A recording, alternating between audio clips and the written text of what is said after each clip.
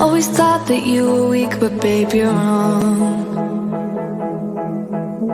Yeah, you better step into the light, just give it a try. Think that it's time you let that spark out. You've been hiding in the shadows way too long. And who cares if you might mess it up? You're stronger than the others think. And who cares if you might mess it up? Go ahead and shine, darling, go ahead and shine, my dear. 'Cause who cares if you might mess it up? Just shine. You shouldn't doubt yourself, 'cause you're a work of art. You should know that you are perfect with those flaws. Yeah, you better step into the light, just give it a try. Know that it's time you let that spark out. You've been hiding in the shadows way too long. And because if you might mess it up, you're stronger than the others think. And because if you might mess it up, go ahead and shine, darling, go ahead and shine, my dear. 'Cause who cares if you might mess it up? Just shine, shine, darling, go ahead and shine, my dear. 'Cause who cares if you might mess it up? Just shine.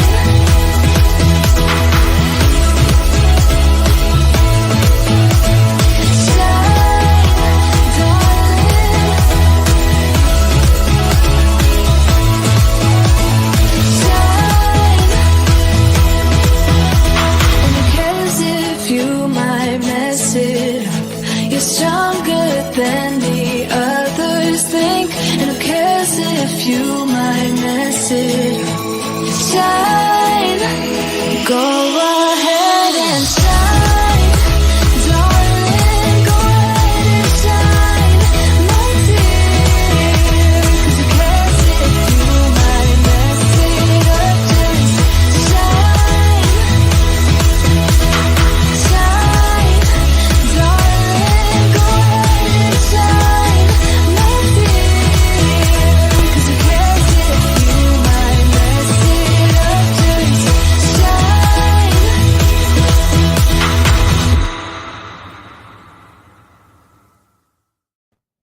Hello, everyone. Thank you for joining us. Welcome to A Turn of Events, where we help put a positive spin on the future of your business. I'm Annette Naif, the CEO and creative director of Naif Productions. We are a strategic event production company. We specialize in corporate, social, nonprofit, and weddings, kind of do everything. If you are a wedding or an event planner and you are looking to start your own business, I hope you joined me this last week. I did a master class and I offered some great tips. It's a free master class. It's still running. You have until midnight to take a look at it. It's how to get clients, how to close those clients, and how to price your services. Really great information. I put so much content in there. It was crazy. So get on over to naifproductions.com/masterclass. You can still get it. It does close at midnight tonight, but I would love for you guys to get in it. You can also join me over at my Facebook group, which is Event Planner Society. Let me see you over there. Tell me if you liked it. I'd love to hear what you think about the masterclass and would love to see you guys over there. Okay, I'm excited to be talking to my next guest. I've actually worked with this gentleman. He's awesome. We're going to talk about using strategic partnerships to build your business and serve your community. Bobby D. Ellert. I hope I said his last name right. I'm horrible because I only know him as Bobby D. So we're going to find out though. Okay. So Bobby is a man who wears many hats, not only world champion auctioneer, who's made a name for himself in the industry, but also the co-founder of Inspire Hearts Fundraising, co-host of A Heart of the Gala podcast, and a national known MC and professional speaker. With over 2 decades of experience raising hundreds of millions, he has a master of creating electricity in the ballroom, and I've seen him in action. He's amazing. So welcome, Bobby D. Look at from his car. Hey, He's a man on the move here. I'm on an en route to a gala right Yes. now, and I think it's very apropos that we're speaking about strategic partnerships because of the partnership that I have with a really good friend of mine who is also an auctioneer. He's stuck in Texas. He can't fly out. He's like, Bobby, I'm supposed to be in Philadelphia. Can you step in for me? Can you help serve the client? And I'm like, I got you, buddy. No problem. We got to help out our colleagues, right? So you're in the That's car. I'm over here fighting the flu. So excuse this craziness that I sound like, but the show must go on, as they say, right? Okay. That's right. All right. That's Awesome. right. Well, I'm excited. So why don't you just tell us a little bit more of mine? That was such a brief, intro, but tell us a little bit more about you, how you got to this place of where you are right now. All right. Well, I, as in the intro, I'm an auctioneer, I'm a fundraiser, I'm an event consultant, but also wear many other hats. I sit on the board of directors for the International Live Events Association in New York City. So there's a lot of partnerships that are there. I've been able to meet a lot of great people that are there. I'm also a dad. I have 4 little boys, and they're super energetic and super awesome. We've got one who will probably be the auctioneer. The other 3 are probably going to work in cybersecurity. They are introverted. All right.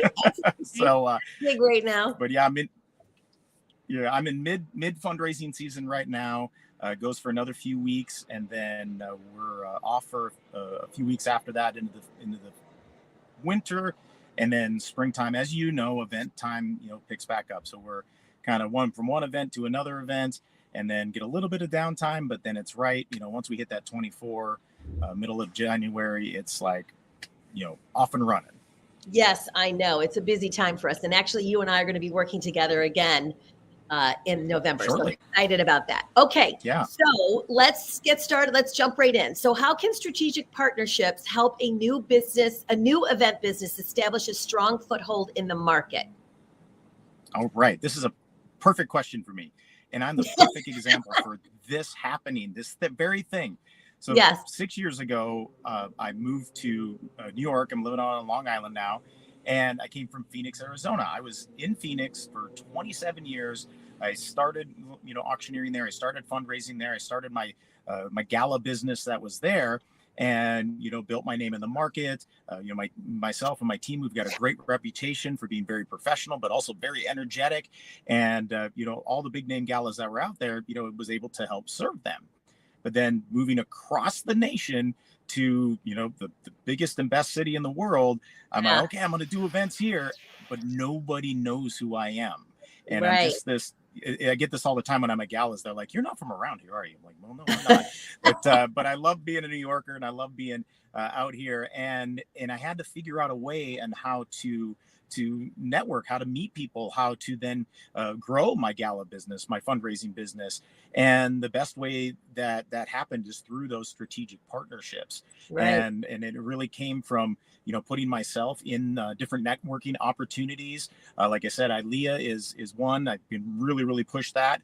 That's really helped give me a leg up in it. But then also working with some other professional associations that have ties to our industry, in the fundraising and nonprofit world. The Association of Fundraising Professionals is a perfect example for that. So I, attended, networking events there, built relationships, and now here we are 6 years later, and I think there's like 5 or 6 major players in the auctioneer world in New York City that are serving nonprofit galas, and I'm one of them. So there we go.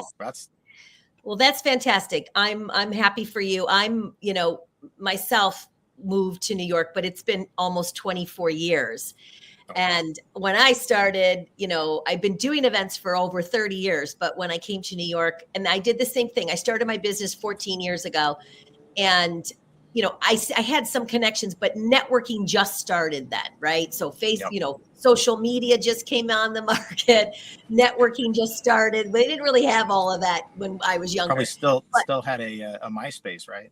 Yes, I think I did, like for a minute. I don't even remember. I'm sure I know I did, but I think I was on it for a minute and that went away really fast.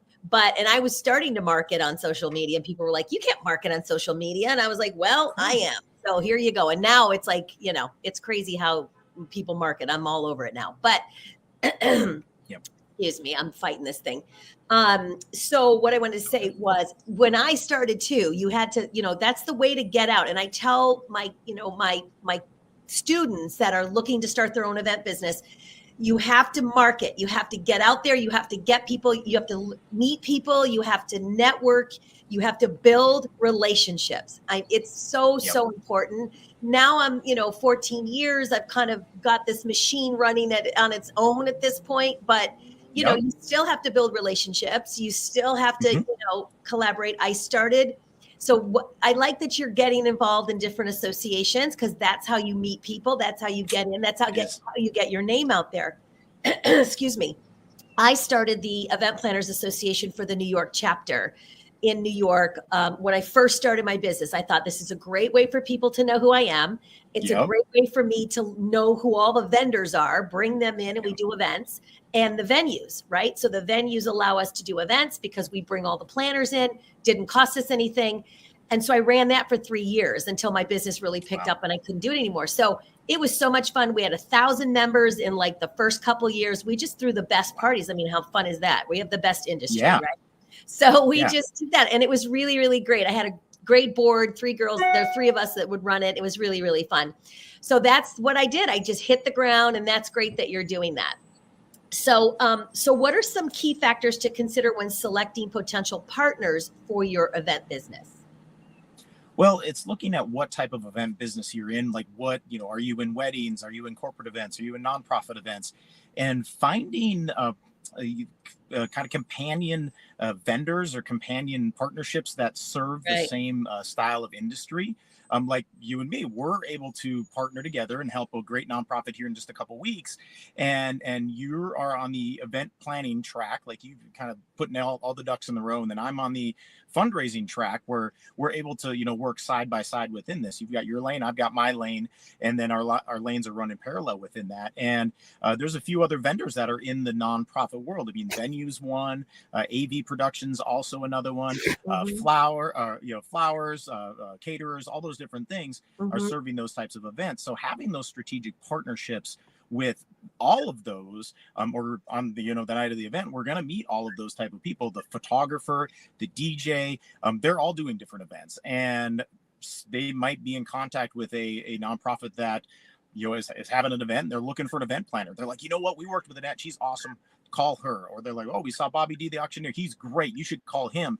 And it's looking within that realm that you're serving. The nonprofit world is, in our case, but there's also some kind of cross-pollination that can help within that as well too. I've been able to host and MC some weddings. I do a lot of MC work with corporate events to help keep that energy alive and create that engagement in the room and get everybody laughing and smiling and all of that. But that would not have come from just me staying only in the nonprofit world. But it's also, again, like I say, kind of that cross-pollination or kind of having all the lanes mixed together, kind of like the LIE or rush hour. Yeah.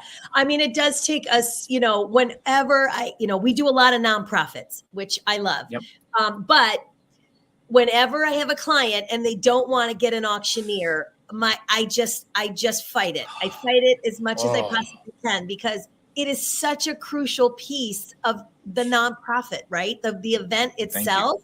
You really need, and I say it all the time, I can't get up. I'm not going to do it. Like I probably could do it. Watched enough of them and I have the energy for it.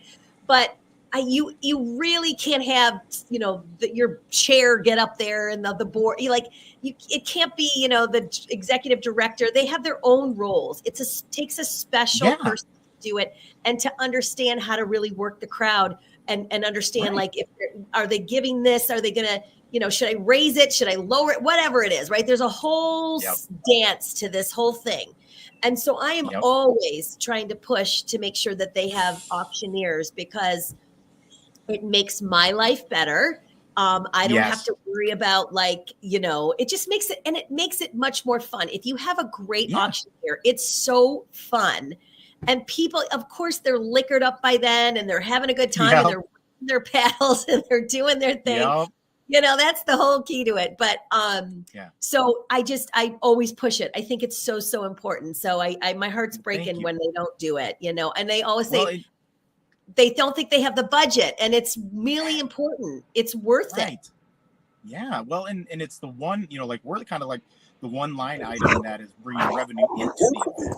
And you said it the best. It's like, why would you risk the experience of your guests that were there with an unknown variable? It's like, yeah, just because someone said they've watched a video on YouTube and said, oh yeah, I can auctioneer, I'm funny, I've got this, no problem. But then all of a sudden they get up there and they do what we call the record scratch. And I know you've been in the room when that's happened. You're like, it's like, and you're like, what did they just say? Oh my God. And then all of a sudden the room is just like, boom, completely shut down. Yeah. And now that's what the patrons are going to remember as they're leaving. And you're remembering that. I know. I've seen a couple that were heartbreaking where they had some people that were like on the committee that just got up, and it was hard. It was painful. It was painful to watch, but it's because it's tricky when you're yelling out some big, like you're doing a live ask, and a live ask is where you're asking for money, right? So you're asking at a 5,000 level, or at a 25,000 level, or a 20, whatever.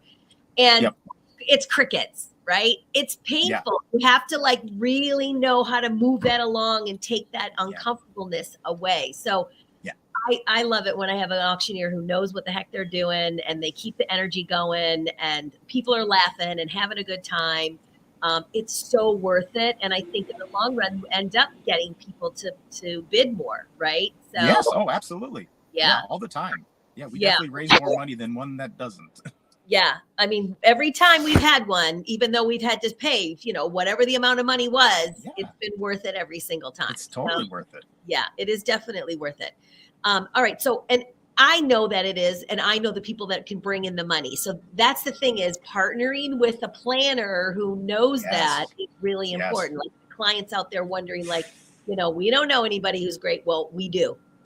As the planners who have been doing this a long time, we do. Yeah. And I love working with planners like yourself that do understand that fundraising process that's in there. They understand the purpose of the event. And again, you could plan your own gala, but why? There's professionals like you and there's so many of your listeners that are out there that have the connections, they have the relationships, they have the experience. They've been through this hundreds of times, and it's just going to be such a smooth process all the way through. So yes, invest in your event planner. Yes, invest in your auctioneer. Yes, invest in your event professional, and you will have as good of an event as you could ever have.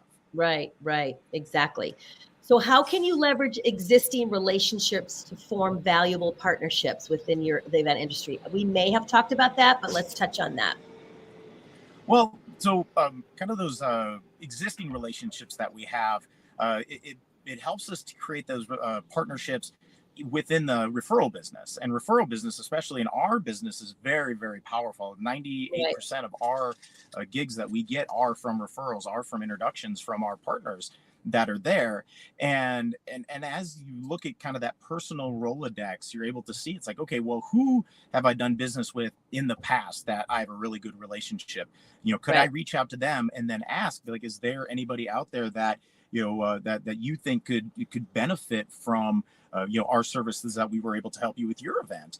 And then it's that strong introduction. It's that it's that very hot lead that you get. It's like, hey, Sarah, please meet Annette. She's amazing, best in the industry. Sarah, you're in good hands. And now for Sarah, who's the nonprofit leader, is working with you. They have that confidence. There's no marketing that needs to be happening. It's just that personal relationship is so powerful within that, because Sarah has a connection with me and a relationship with me, and like, okay, I trust Bobby, what he says. So if he says that, and that's great, okay, I'm going to take his word and we're going to go through that. And then there's some more there's a little bit more to it than just that.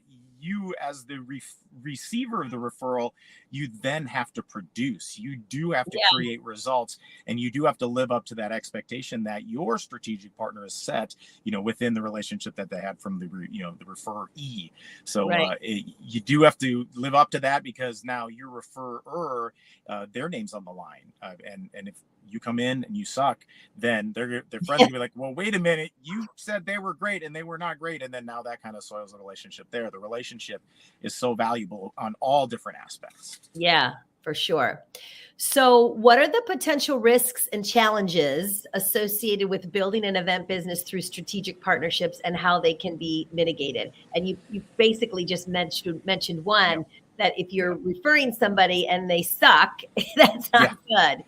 So I'm very, anybody that works with me, if they're not on the top of their game, and something happens and they're not doing what they're supposed to be doing, because customer service is everything for us. I mean, absolutely. I basically answer emails immediately. It's really sick. I think I have a problem with that, but I'm constantly, most of the times I don't have any emails in my inbox. So that's kind of crazy. But when you say problem, I say passion. What's that? What you say is problems, I say is passion. You're dedicated. You want to make sure that you're providing that best service as possible. That's right. I mean, that's the way it is, right? And for me, if I have so many emails in my inbox, it makes me, I can't breathe. Right. So I can keep on top of it. If I'm doing 6, 7, 8 events at one time, I have to be on top of everything. I have to make sure that the team's doing what they're supposed to be doing and all of that. So anyway, so what's the, potential risk and challenges associated with building these strategic partnerships? So again, I'll kind of go back to my example of, being brand new in the city, meeting people, and looking for those strategic partnerships. And I'm asking them to put their trust in me, to put the relationships that they hold in me. Now, I may not have a track record with these individuals.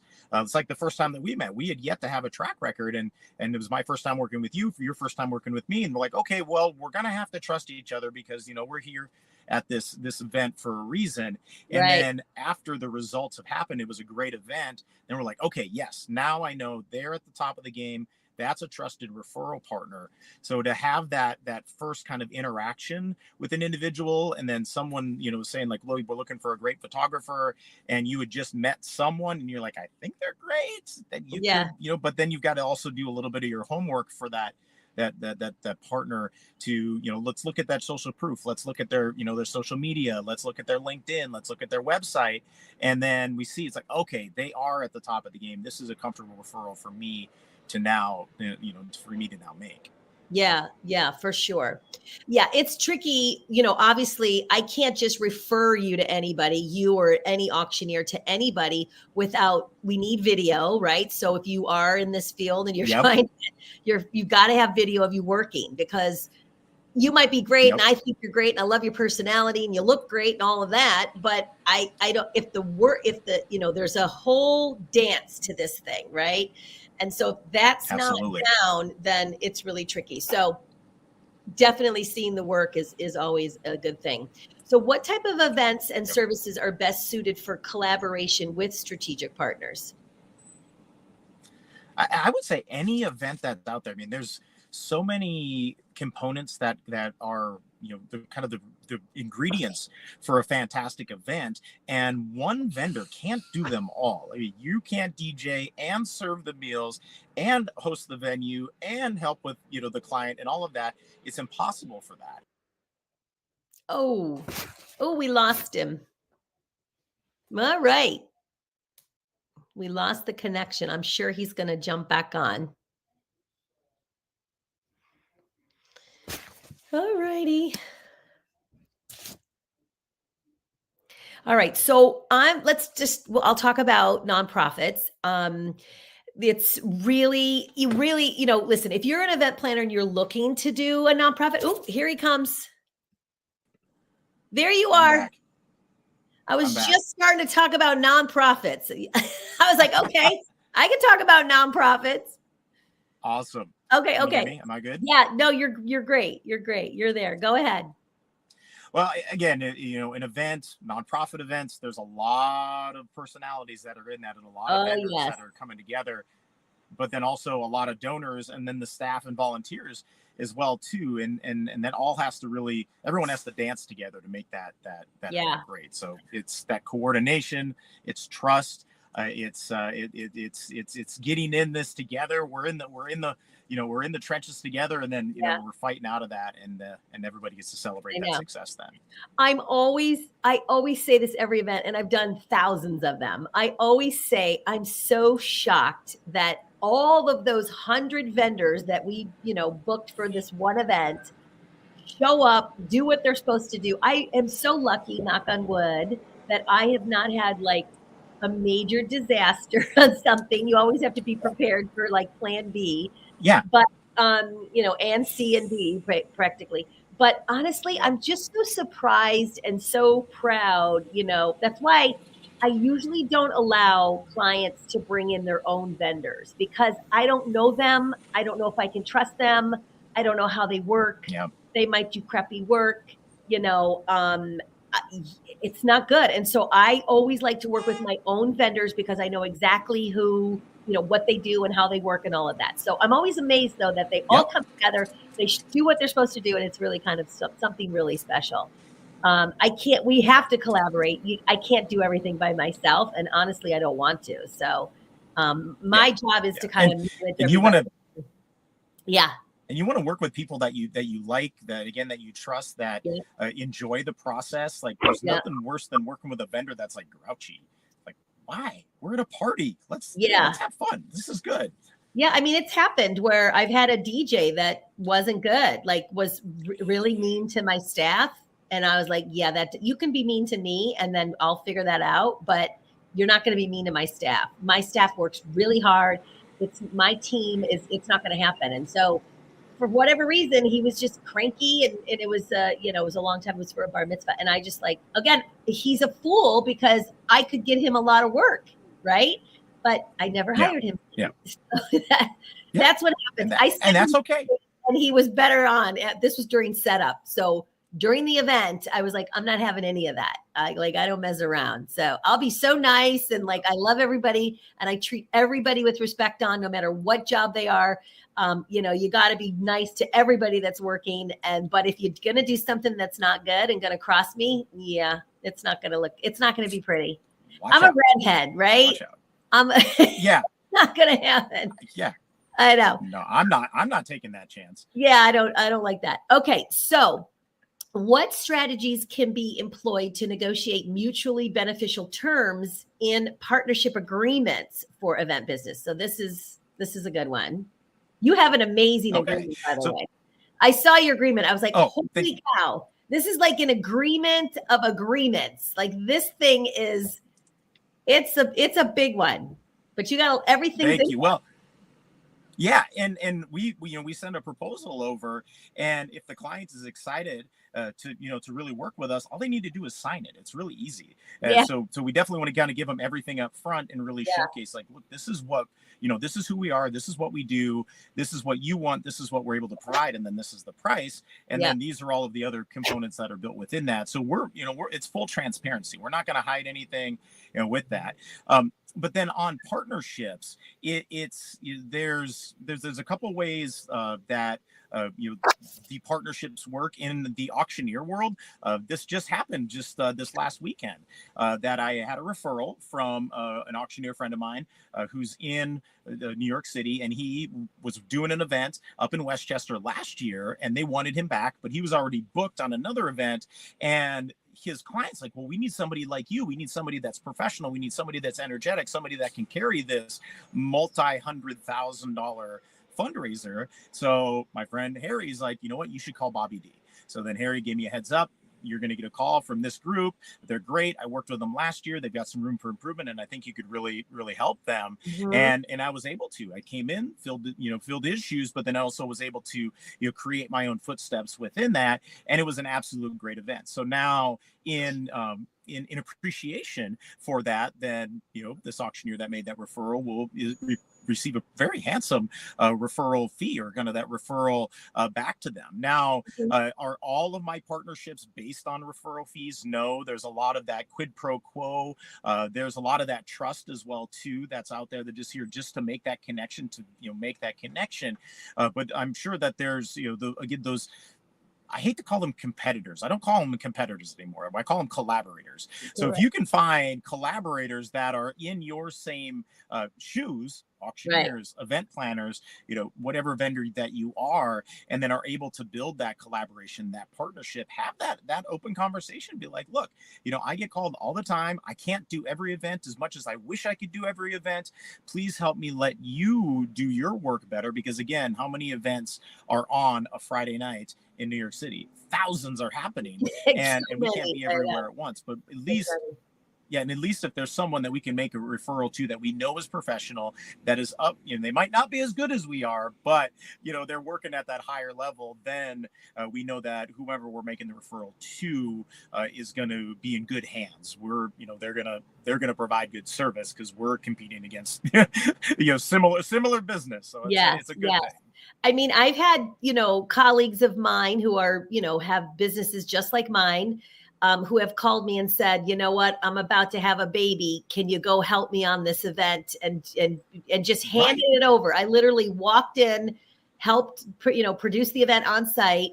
But she knew that I had experience doing that, and she trusted that everything would be great, So, and it was, and we've worked together on other stuff as well. And so you can collaborate with other, colleagues of your own. And we have many times. Absolutely.